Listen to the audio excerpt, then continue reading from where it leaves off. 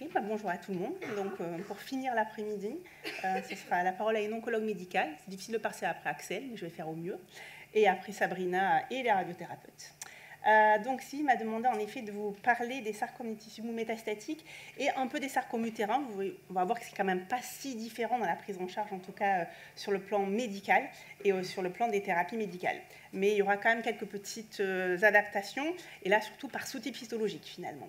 Donc, je ne sais pas pourquoi je ne l'ai pas en grand, mais enfin c'est pas grave. Donc, après tout ce qu'on a vu ce matin, vous avez bien compris qu'on est face à des pathologies, on va dire, très complexes. De par leur présentation clinique, oui, parce que finalement, quand on prend en charge les sarcomes, on part de sarcomes du scalp, en passant par les sarcomes des membres, des sarcomes donc viscéraux et de sarcomes des extrémités divers et variés. Donc c'est assez complexe sur le plan des présentations, et c'est assez complexe aussi sur le plan des sous-types histologiques, au moins 150 sous-types différents.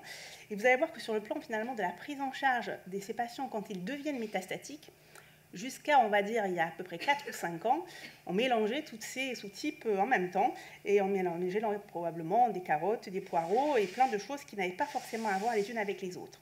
Il n'en demeure pas moins que si on regarde la littérature telle qu'elle est à l'heure actuelle, sur, on va dire, jusqu'à ces 5-10 dernières années, lorsqu'on a un patient qui se présente avec une maladie métastatique, la première chose pour nous, bien entendu, c'est de prendre en compte son état général, son âge, parce que quand même ça va être important, compte tenu du fait que les médicaments qui sont approuvés, les médicaments qui sont les plus efficaces, restent quand même des médicaments difficiles à tolérer. Quand on a plus de 60-65 ans, la doxorubicine en monothérapie encore, ça va. L'association de doxo et ifosfamide, puisque ce sont les deux cytotoxiques les plus efficaces, ça c'est plus compliqué quand même après 60-65 ans.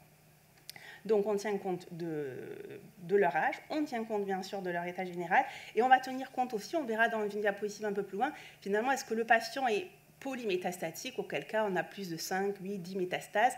Ce n'est pas tout à fait la même prise en charge qu'un patient qui va être oligométastatique. Ce concept il est un peu nouveau en oncologie et en cancérologie en général. C'est un patient qui va avoir 5 métastases au maximum, dans 2 organes au maximum. Et ces patients-là, on va les considérer comme des patients qui sont quand même en grand risque d'être quand même rendus guérissables et d'être mis en rémission complète. Donc la prise en charge va être un petit peu différente et on va voir pourquoi.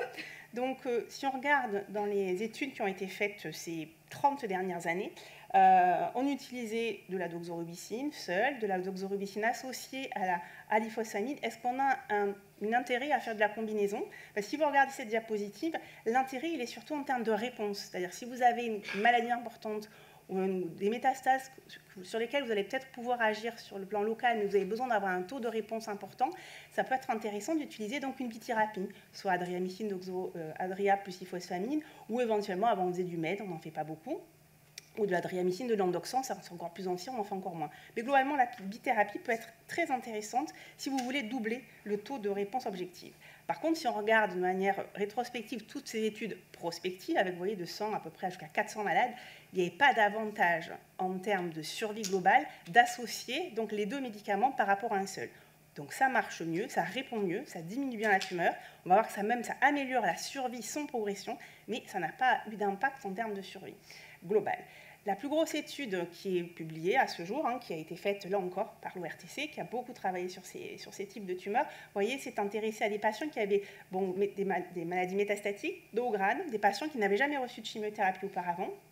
Alors là encore, comme disait Axel, dans ce petit groupe de patients, il y avait quand même quelques-uns, il y a à peu près 5-10% qui avaient des maladies localement avancées, jugées non résécables. Bon, ces patients-là, ils n'ont jamais reçu de chimio auparavant, ils sont métastatiques, et on a voulu comparer le standard qui restait en 2012, 62,012, c'est qu'elle a été faite en 2012, en tout cas conçue en 2012, à la combinaison doxorubicine. Le standard, c'est 75 mg/m², ça reste indétrôné jusqu'à présent, plus l'ifosfamide, globalement, c'est 9 g/m², soit vous le divisez sur 4 jours, soit sur 3 jours.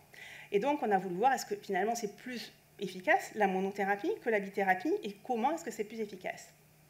Bon, après, ils étaient stratifiés en fonction de l'âge, du performance status, de la présence ou pas de métastases hépatiques, puisque les métastases hépatiques, ces patients-là ont plus mauvais pronostic que les patients qui n'ont pas de métahépatique et qui n'ont que des métapulmonaires, et sur le grade également. Qu'est-ce qu'on voit immédiatement? On voit que la bithérapie, là encore, finalement, permet d'avoir un taux de réponse quasiment doublé par rapport à de la monochimiothérapie par doxorubicine. Si on regarde en termes de réponse complète, on ne s'attend pas à avoir des réponses complètes avec une chimiothérapie en phase métastatique. Vous voyez, on n'a même pas 2% des patients. En termes de réponse, finalement, partielle, vous voyez, on a 24% bithérapie, 13% donc monothérapie. Et si on regarde le nombre de patients qui progressent lorsqu'on les met sous chimiothérapie en première ligne, bah seulement 13% en bithérapie, 32% en monothérapie. Donc, intérêt en termes de taux de réponse d'associer la bithérapie. On va voir qu'en termes de tolérance, ce n'est pas tout à fait pareil. Si on regarde maintenant souvent ce qui était l'objectif principal, de cette étude, est-ce que la bithérapie améliore la survie sans progression? Vous avez là des courbes, alors il faut les regarder bien sûr de près, mais clairement oui, et puis on voit, hein, la médiane de PFS, elle est passée de 4,6 mois avec la monothérapie par doxo à 7,4, donc elle est multipliée par 1,8. L'impact est quand même très significatif. Est-ce qu'on a un avantage à utiliser cette bithérapie à long terme pour la survie globale des patients? Vous voyez que là, même loin, on voit que les deux courbes sont tout à fait superposables. Donc non, il n'y a pas de différence statistiquement significative. La seule chose qu'on peut se poser comme question, c'est dans les 2 premières années, là par contre, il semble qu'il y a un intérêt. Et ce qu'on aimerait savoir, c'est finalement quels sont les patients qui vont bénéficier le plus de cette bithérapie. Bon, in fine, le message, la bithérapie, ça fait mieux en termes de réponse objective, ça va permettre de contrôler plus longtemps la maladie, mais par contre, il n'y a pas d'avantage en termes de survie globale, donc quand l'utiliser au mieux chez ces patients qui sont devenus métastatiques. Raison d'arrêter la thérapie aussi, ben, c'est important de le connaître parce que globalement, la bithérapie entraîne plus d'effets secondaires. Vous voyez qu'en termes de toxicité, vous avez donc 46% de toxicité grade 3, 17% chez les patients qui ont une combinaison versus 2% ou un peu moins de 3% chez les patients qui ont reçu que la monothérapie. Donc c'est quand même plus toxique, clairement. Donc de ce fait, vous avez déjà en tête qu'on ne choisira pas la mono versus la bithérapie, on ne fera pas ça chez tout le monde, on va sélectionner les patients pour recevoir l'une ou l'autre. Est-ce que la doxorubicine, de ce fait, a été quand même un peu, on va dire, améliorée, ou ses effets améliorés depuis les années, au début des années 2000 ou même auparavant? Alors il y a eu plusieurs études de phase 3 qui, pour l'instant, que ce soit avec du palifosfamide ou avec d'autres alkylants, ont comparé la doxo versus cet alkylant plus la doxo, pas d'amélioration de la survie globale. Et puis, on a eu quand même, il y a, on va dire 3-4 ans, un anticorps complètement humanisé, donc anti-PDGFR-alpha, qui seul, et en combinaison avec la monothérapie par doxorubicine, a montré, bon, dans les tumeurs tentées de souris, qui étaient donc les tumeurs des sarcomes, des effets très importants. Du coup, une phase 1-2 a été développée et les résultats de la phase 1-2 combinant doxo plus olaratumab ont été quand même spectaculaires. Alors, petite étude, petit nombre de patients, que dans les centres américains. Il n'en demeure pas moins que c'est la première fois qu'on voyait finalement qu'on avait un avantage, non pas en termes de PFS à utiliser la bithérapie, parce que vous voyez, c'est passé de 4 à 6,6 mois, mais par contre, il y avait un avantage en termes de survie globale. Donc là, jackpot, super. L'industriel s'est dit, c'est bon, maintenant on a le médicament qu'il faut associer à la doxorubicine, donc on va faire une phase 3. Et donc, sur la base de ces résultats de phase 2, à la fois la FDA et le MIA ont approuvé l'olaratumab en combinaison avec la doxorubicine chez les patients qui avaient une maladie, un sarcome métastatique en première ligne de traitement. Pendant ce temps, on a fait quand même l'étude de phase 3, et là, malheureusement, pour la 4e ou la 5e fois dans l'histoire de la prise en charge des patients porteurs de sarcome, encore une phase 3 négative, puisque vous avez ici les courbes, donc en rouge, c'est que la doxo, pardon, en bleu, c'est la doxo plus l'olarin, vous avez à gauche la survie globale, à droite la survie sans progression. Surtout, ce qu'on a montré avec l'étude de phase 3, c'est que finalement, la combinaison n'améliore pas ni la médiane de survie sans progression et certainement pas la médiane de survie globale. Il y a même une analyse sur un sous-type histologique particulier de sarcome qui était les léiomyosarcomes qui montre même, quand on regarde de manière rétrospective et séparée, que finalement la combinaison est plus délétère que la monothérapie par doxorubicine. Donc abandon malheureusement de cet anticorps monoclonal humanisé, donc anti-PDGFR-alpha. Est-ce qu'il y a eu d'autres études depuis le cours d'il y a 2 ans ou 3 ans? Il y a eu une étude quand même qui s'est lancée courageusement dans la comparaison à la doxorubicine versus une combinaison qu'on utilise assez souvent, mais plutôt en 2e, une 3e ligne, qui est une combinaison donc, de gemcitabine et docétaxel, qui peut apporter des taux de réponse importants chez les patients, notamment avec des léiomyosarcomes ou des liposarcomes en 2e et 3e ligne. Donc les Anglais se sont lancés dans la comparaison chez les patients qui ont un sarcome des tissus métastatiques, quel que soit le type histologique par contre. Sauf qu'il y avait quand même une stratification par rapport aux léiomyosarcomes qui ont été étudiés de manière séparée. Et ils ont comparé la doxo, pareil, standard, 75 mg/m² tous les 21 jours, à la combinaison gemcitabine plus docétaxel. Malheureusement, là aussi, l'objectif, c'était d'améliorer, non pas l'OS, non la survie globale, mais la PFS. Quand on regarde la population de manière globale, tous les sous-types qui ont été inclus, il n'y a pas d'avantage en faveur de la combinaison gemcitabine, docetaxel par rapport à la doxo seule. Si on regarde aussi dans le sous-groupe des leiomyosarcomes utérin versus non utérin, là pareil, il n'y a pas d'amélioration, si on fait la combinaison. Donc même après cette étude qui est assez récente, puisqu'elle a été publiée il y a maintenant à peine 3 ans, finalement, la doxorubicine reste à l'heure actuelle en monothérapie le standard chez les patients qui ont un sarcome nituissimo métastatique. Alors est-ce qu'on peut continuer à raisonner comme ça, c'est-à-dire à mélanger tous ces sous-types ensemble, ce qui commence à avoir plus de sens quand on voit les progrès de la biologie, de la NAPAD d'abord, et de la biologie moléculaire. Donc même si à l'heure actuelle, dans les recommandations de l'ESMO, le standard reste doxorubicine seule, ou dans certains cas, la combinaison, et on verra dans quel cas, notamment chez les patients qui sont oligométastatiques et chez qui on va vouloir faire un traitement local parce qu'on peut arriver à guérir ces patients. Sinon, la monothérapie reste donc le traitement standard. Sinon, évidemment, patient à proposer en essai clinique. Quand on a des essais cliniques, heureusement, on va voir qu'on a quand même des essais cliniques maintenant qui sont développés sous-type histologique par sous-type histologique. Et le groupe Sarcome français a été un des premiers d'ailleurs au monde à travailler sous-type histo par sous-type histo, à commencer par les leiomyosarcomes d'ailleurs. Alors, globalement, est-ce que dès la prise en charge de la maladie métastatique, on va vers un nouveau concept qui est la fin de la chimiothérapie conventionnelle pour tous? Non, on va essayer de mieux sélectionner et d'avoir donc un management histologie spécifique ou donc spécifique donc de l'histologie. Ça sera quand même plus intéressant pour ces patients. Alors, est-ce que des études ont été faites? Alors oui, le groupe Sarcome français a fait 2 études. D'abord une étude de phase 2, et puis confirmée récemment par une étude de phase 3, dans un sous-type très particulier de leiomyosarcome, alors qui inclut à la fois des leiomyosarcomes utérins, métastatiques, des leiomyosarcomes, quelle que soit leur origine, métastatique. Première ligne de traitement, patients donc n'ont jamais pré-traités par doxorubicine ou par une anthracycle à un moment donné dans leur vie.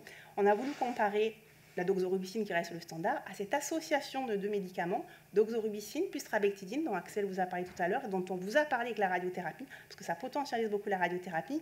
Et nous, dans l'étude de phase 2, on avait montré que doxorubicine plus trabectidine permet d'avoir un taux de réponse objective presque 2 fois supérieur à la doxorubicine, et permettait d'avoir un taux de survie sans progression nettement supérieur à celui qu'on a avec de la doxorubicine. Ça ne pouvait pas être comparé formellement, puisque ce n'était pas une étude comparative, mais c'était une étude de phase 2. Donc là, du coup, on s'est dit, les résultats sont tellement intéressants qu'on fait une étude de phase 3. Ce que l'on s'est dit aussi, c'est que chez ces patients-là, on allait faire 6 cycles doxorubicine, parce qu'au-delà, c'est un peu compliqué pour la délivrer. Et dans l'autre bras, on combine la trabectidine. Et puis, chez les patients qui sont stables après 6 cycles, on va faire une maintenance par trabectidine. Et l'objectif était bien sûr d'améliorer la survie sans progression de ces patients, première ligne métastatique, sous-type, que des leiomyosarcomes, stratification, utérin versus non-utérin. Donc vous avez ici, alors pour les myopes, c'est un peu compliqué, j'avoue, je pense que je vais faire peut-être ça. Non, là, je vais faire tout disparaître. Voilà. J'aimerais bien l'avoir en grand, je ne sais pas comment on fait pour l'avoir en grand sur mon... Pas grave.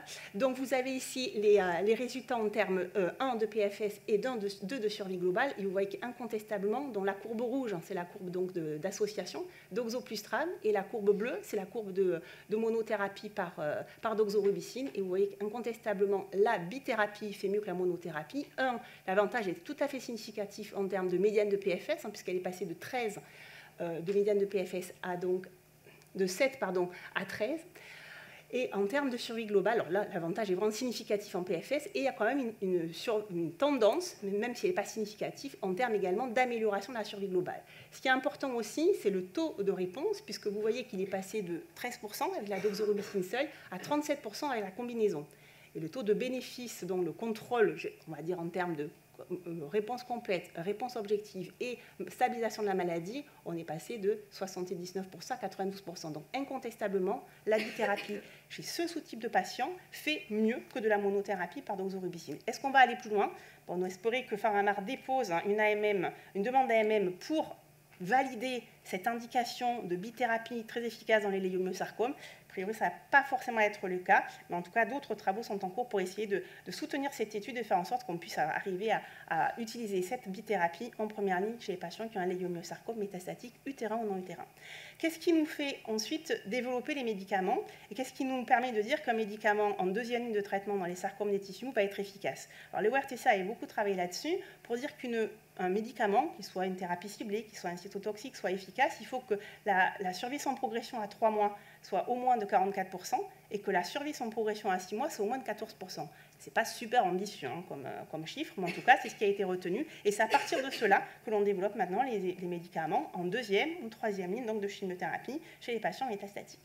Qu'est-ce qu'on a comme médicament efficace et approuvé en dehors de la doxo, en dehors de l'ifosamine, en dehors, on verra tout à l'heure, la doxodacarbazine, plus spécifiquement dans les légumiosarcomes, on a le pazopanib, donc, qui est donc un inhibiteur de tyrosine kinase, notamment un inhibiteur de VEGFR, 1, 2, 3, qui donc avait montré une efficacité dans les phases 2. Et donc, du coup, bien entendu, une étude de phase 3 a été faite chez les patients donc, qui étaient métastatiques, qui avaient déjà reçu au moins une ligne de chimiothérapie par doxorubicine et qui pouvaient être en deuxième jusqu'à troisième ou quatrième ligne. Étaient exclus de cette étude les patients qui avaient des sous-types de sarcomes qui ne répondaient pas au PASO, notamment les GIST, bien entendu, et également les liposarcomes. L'objectif donc de cette étude a été la survie sans progression donc, par radiologue indépendant.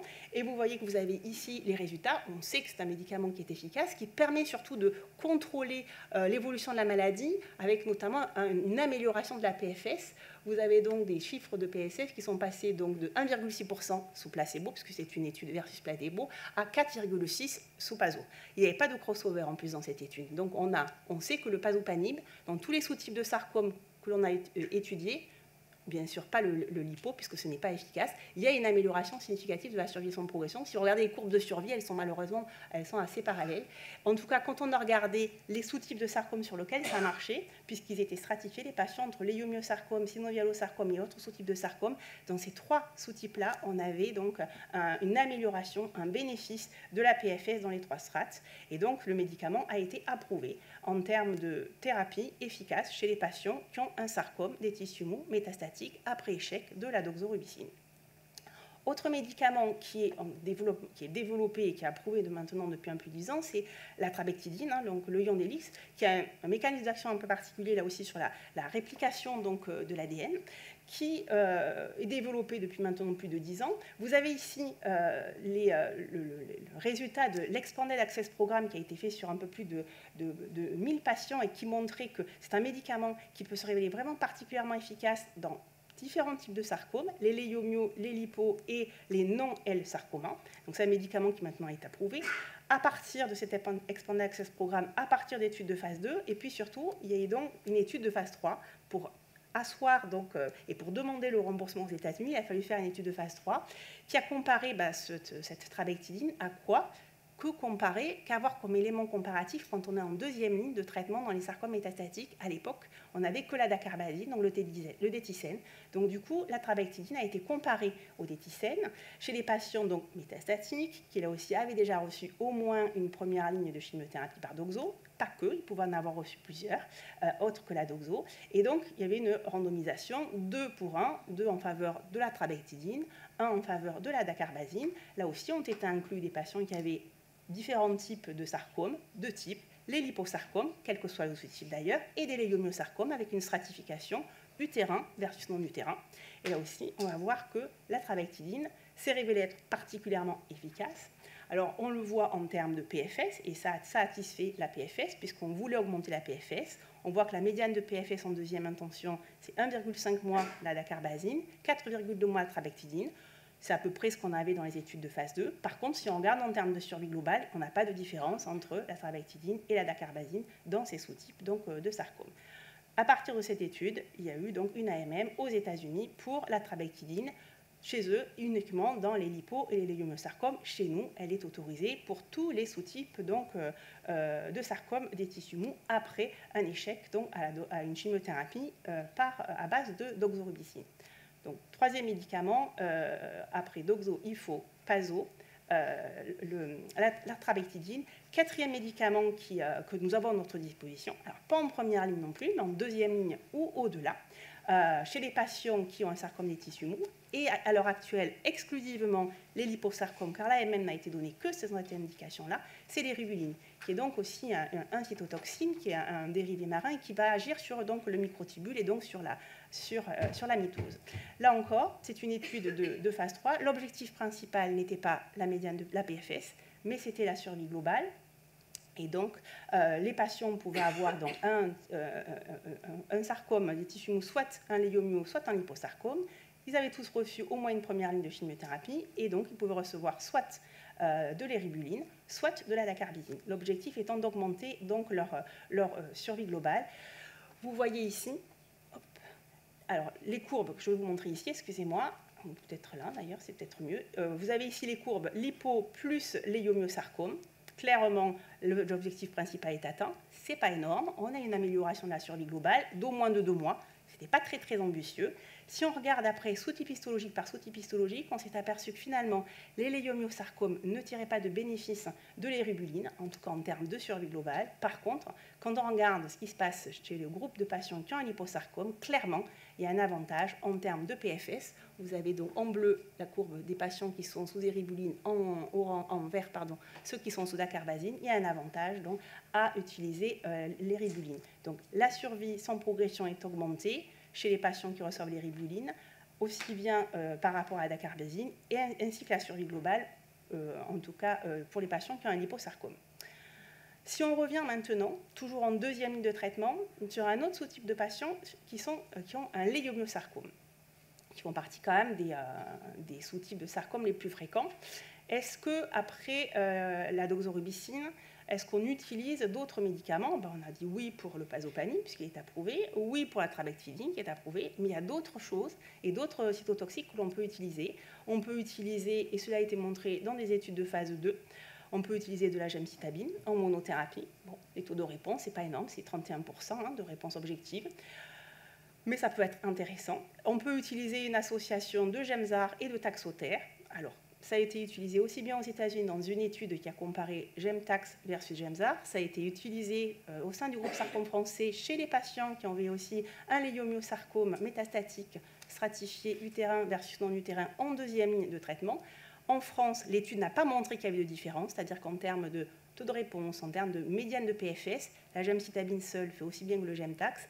Chez les Américains, mais ce n'était pas une randomisation, ce n'était pas un mode un schéma statistique ou un design statistique exactement comme le nôtre, c'était un schéma bayésien. L'association Gemtax faisait mieux que le Gemzar, mais par contre, il n'y avait pas que de léiomyosarcome, et ce n'était pas des léiomyosarcomes qui avaient reçu seulement une ligne de chimiothérapie, ils pouvaient avoir été plus lourdement pré-traités. Enfin, tout état de cause, on a essayé de faire une méta-analyse de ces 2 études poulées en reprenant que les patients avec un léiomyosarcome métastatique, utérin, non utérin, et que traités en deuxième intention, donc en deuxième ligne. Globalement, GEM fait aussi bien que Gemtax. Par contre, la tolérance est beaucoup plus difficile, avec beaucoup plus de toxicité avec la gemcitabine et le Taxotere. Et comme vous disait Axel tout à l'heure, il y a un rationnel à utiliser le Gemzar plus dacarbazine. Ce sont les Espagnols qui ont fait cette étude il y a longtemps maintenant, qui comparaient Gemzar d'éthicène versus d'éthicène.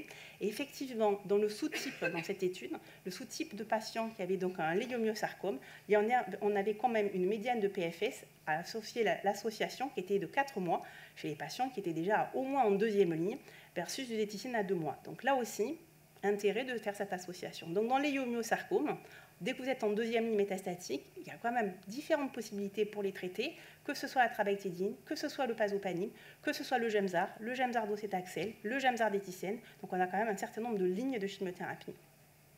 Alors est-ce qu'on peut avancer dans la réflexion des autres sarcomes plus rares? Ah oui, tout à fait. Ce matin, les pathologistes vont parler donc des fusions de NTRK. Alors, effectivement, depuis maintenant à peu près 4 ou 5 ans, on a des inhibiteurs de NTRK par voie orale, la rotrectinib et l'entrectinib qui ont été développés. Et donc, bien entendu, pas que chez les patients qui ont des sarcomes, ce sont des études qui ont été faites chez des patients qui ont des réarrangements, des fusions de NTRK.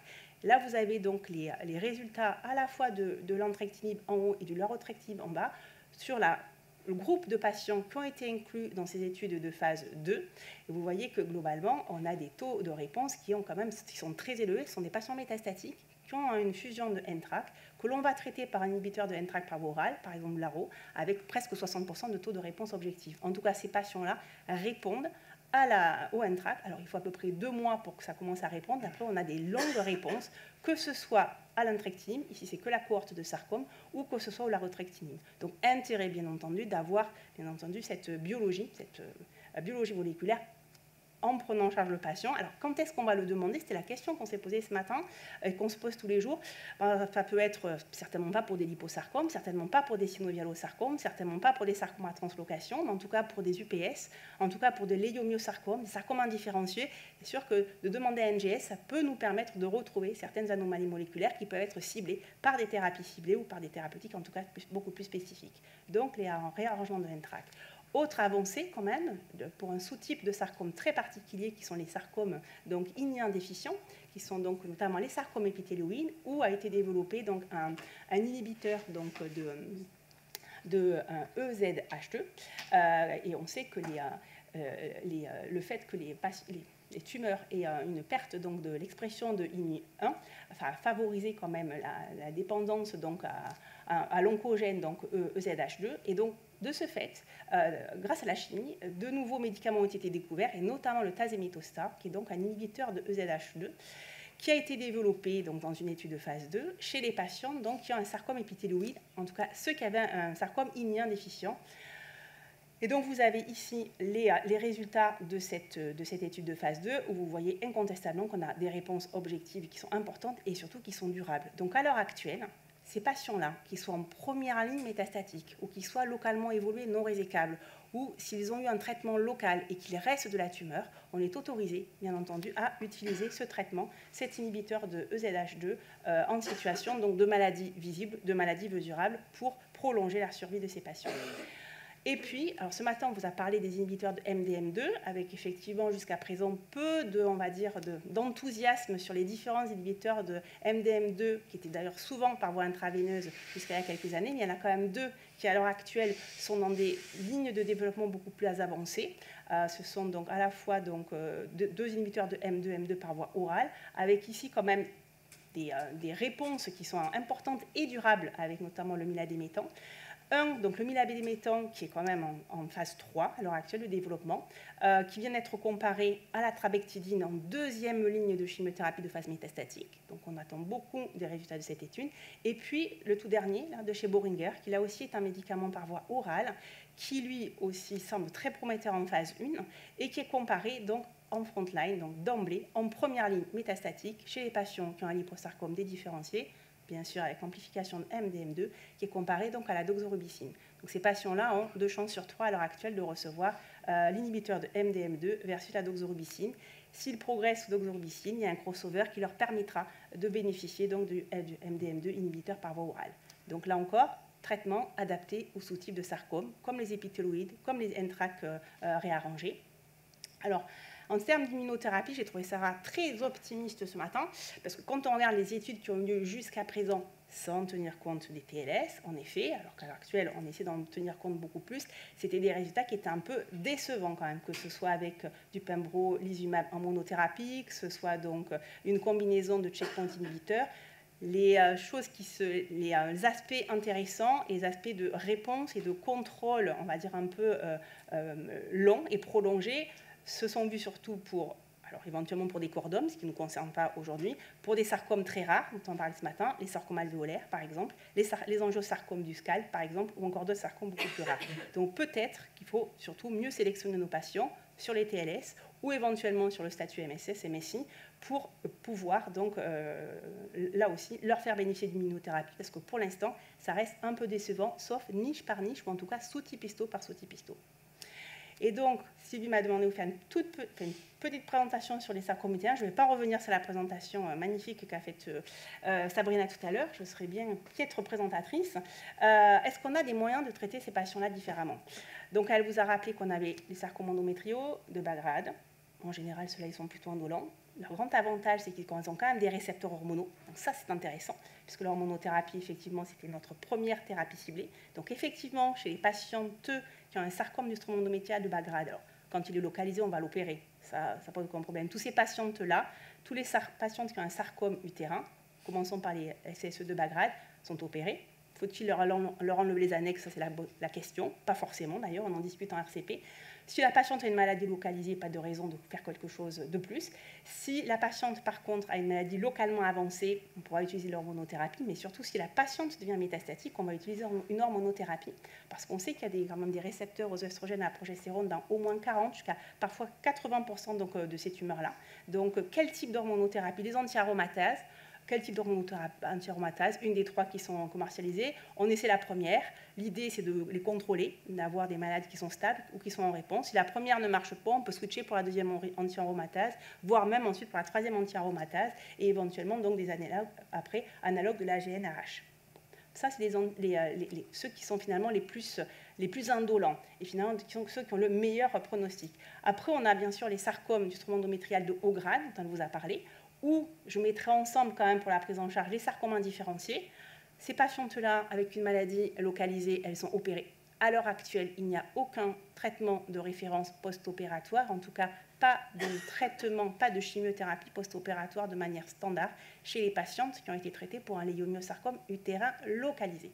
On n'est pas, alors que ce soit un léiomyosarcome, que ce soit un SSE de haut grade, que ce soit un indifférencié.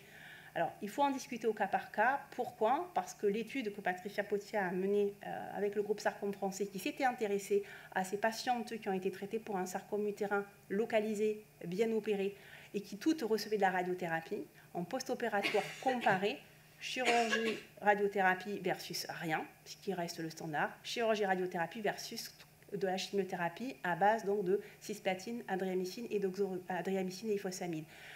L'essai a été trop long à mener. Il a été arrêté, on n'a pas inclus un seul des patients, mais en tout cas, il y avait un impact sur la survie sans progression. Quel sous-groupe? Pas les léiomyosarcomes, mais les patientes qui avaient donc un sarcome donc indifférencié. Donc, à cause ou grâce à cette étude, on peut se poser la question de est-ce qu'on fait de la chimiothérapie chez les patientes qui ont été opérées et bien opérées avec un sarcome donc indifférencié de l'utérus? Pas un grade 1, mais déjà pas un stade 1, mais déjà un stade 2. Point d'interrogation. En tout cas, le standard, c'est de ne pas en faire, et certainement ne pas en faire dans les léiomyosarcomes. Et comme vous a dit Sabrina ce matin, il était très possible que les léiomyosarcomes utérins, un groupe soit vraiment des maladies très indolentes et d'autres des maladies beaucoup plus agressives. Est-ce qu'on va pouvoir le savoir? Effectivement, la signature SynSarc nous permet et devrait nous permettre, en tout cas il faut qu'on la valide de manière pronostique, de savoir si ça peut être un outil pour pouvoir sélectionner les patientes à de la chimiothérapie. C'est donc ce que l'on va essayer de faire dans un essai donc, qui vient d'être accepté, en tout cas qui a été retenu au PHRC.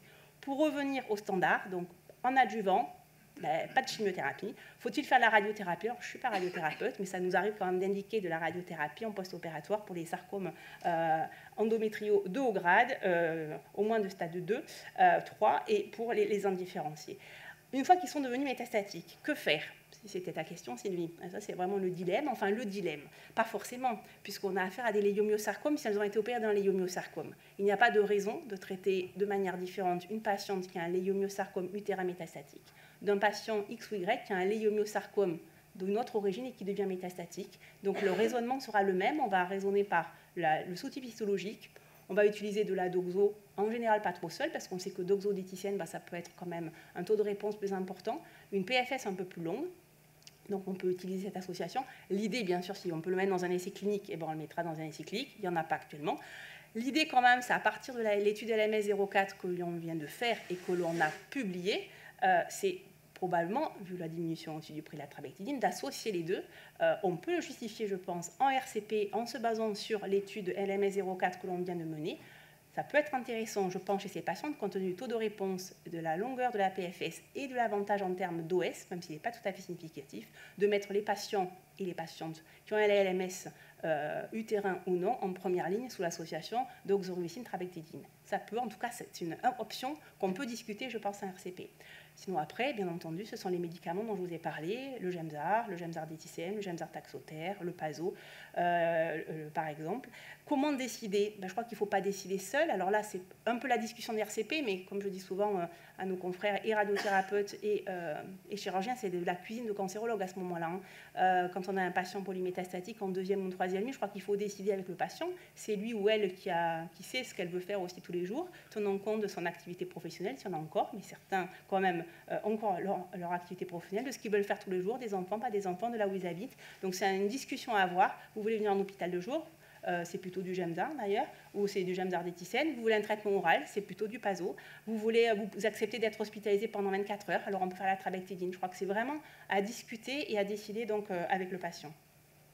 Pour revenir au sarcome donc, utérin indifférencié, on n'a pas d'étude qui s'est intéressée spécifiquement à ces sarcomes-là. Donc, à l'heure actuelle, on utilise ce que l'on utilise pour tous les autres sarcomes, on va dire très indifférenciés, soit une monothérapie par doxorubicine, soit une combinaison de doxorubicine ifosfamide, soit même y rajouter donc, du cisplatine, puisque c'est ce qu'on a utilisé comme association lorsqu'on a fait donc, Sarcgine, donc cette association de 3 médicaments en situation post-opératoire adjuvante.